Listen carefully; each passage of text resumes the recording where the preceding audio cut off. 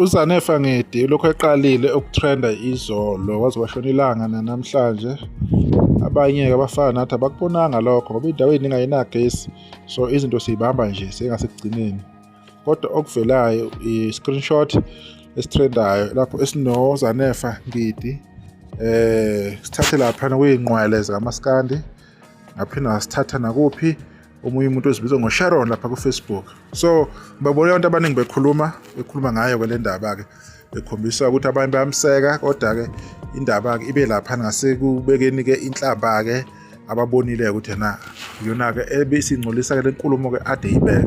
Abantu abakuvezayo lapha ukuthi la kusegruphini, i-group le okuhlala khona ama-influencer, abahleli bemicimbi, abaculi bamaskandi-ke nabanye-ke abakwazi ukuthi bengene kule group. Ngenzeka ukuthi abantu nje abadumile abamkantshubomvu okungafani nabalandeli-ke, ngeke wazi ukuthi abantu abangakanani.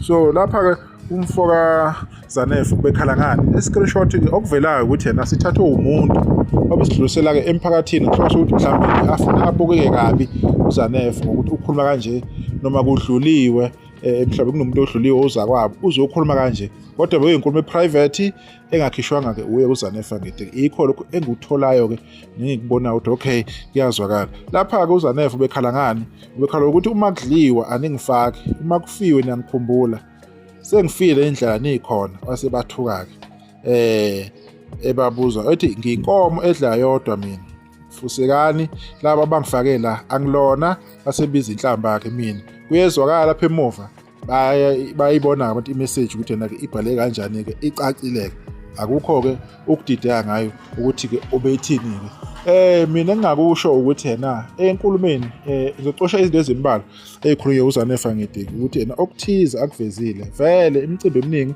uZanefa abonakali, uZanefa akaqashwa, uZanefa uthwele kanzima ekuthenini kaqasheke njengabanye abaculi abaningi abanenkinga yokuthi yena basaqashwa la emcimbini yase-South Africa. Bayawathola ama-gigs amancane angatheni angasho lutho, nabo bekwazi ukuthi phela-ke baze bebulawa indlala, kodwa lawo ma-gigs lawo awekho enough. Uma ekhuluma kanjena-ke kule ndawo yokungaqasheki, mina engispecify kuyona ukhuluma iqiniso.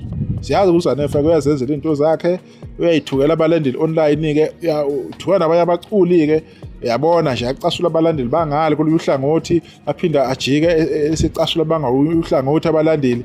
Into yakhe nje le bese yam-understand, uyabona kulowo muntu lo onjalo. So bayamazi futhi abalandeli-ke bakamuntu omkhulu ukuthi-ke unokubakhomba kakhulu isikhathi eside-ke, nalokho futhi siyakwazi. Kodwa leli lokuqasheka vele uZanefa vele ukuqasheka abamkhumbula. If lapho le group inama-influencer kunabahleli bemicimbi ikhona i-blame okumele beyithathe ethize ukuthi yena akhohlwakale uma bezomkhumbula uma sekunje. Kodwa-ke ngenxa yokuthi uzakwabo phela lo dlule emhlabeni, kumele vele kuhlanganwe, kuhlanganiswe amakhanda, kubonakala ukuthi yini ephumayo ukuze phela bekwazi ukuyovela emndenini. Uyabona ukuthi sekukubi-ke le nkulumo bisivelile, kodwa-ke ayinalo iphutha kakhulu uma ekhala ngokuthi bamkhohle endaweni zokusebenza lapho ukhala into ekhona. Kodwa nje sekukubi-ke nje ukuthi hawu isingaziveleke lento emphakathini, nalo beyiveza-ke bekuyini inhloso yakhe ukuthi beveza ukuthi yena uZanefa abuke kabi. Ilokho phela ade kuzama ukuthi hawu bembutha uZanefa azonenhliziyo embi, kanti okumele bemsole khona lapha egruphini ingazi iphume le ndaba. Abantu bayayenza-ke lento, beputshuza izinto ngoba nakho zenziwa abanye abantu, azenziwanga yibo, azenziwanga abantu ababathandayo. Lento umuntu imenza abuke kabi, inkulumo ukuthi i-private wena usuyivezela-ke umphakathi.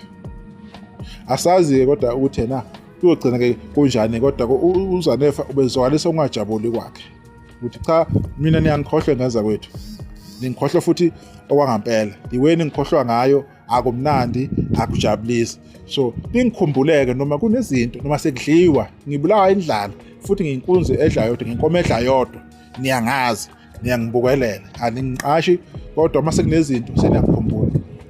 Akube sifundo futhi nalokho ukuthi yena abaqashi abahleli bemicimbi, ama-influencer asiyakwazi ama-influencer ukuthi ahlangane nabantu, kuhlanganiswe i-team ukuthi yena sesizoba nomcimbi othizeni endaweni ekuthini kanje. Akuvele manje ukuthi abaculi bakhona and abayithandi izinto ezithize ezenzeka kubona. ngoba nibuye nibafake futhi lezo zinto lezo. If nikwazi ukubafaka, bafakeni ukho konke. Imicimbi eminingi manje niyakwazi ukubiza abaculi abaningi. Imicimbi yonke obengaka sengangitshethi imicimbi ngosuku mayu5 kuze kuphele inyanga umuntu akabizwa nakanye. Imicimbi engaka hayu kahleni bafethu. Sekunzima kakhulu, sekunzima kakhulu. Kuyafuneka kodwa ube khona umusa belithole uzwele, yabona. Ukuthi umculo uhlobo njani, anemthandi, anemthandisisi, akathandwa abaculi abathize nini bakhonzile. Lokho manje kubeka eceleni. Abantu besebenze banezingane, banemndeni, kumele bondle. Yilokho kubalekile.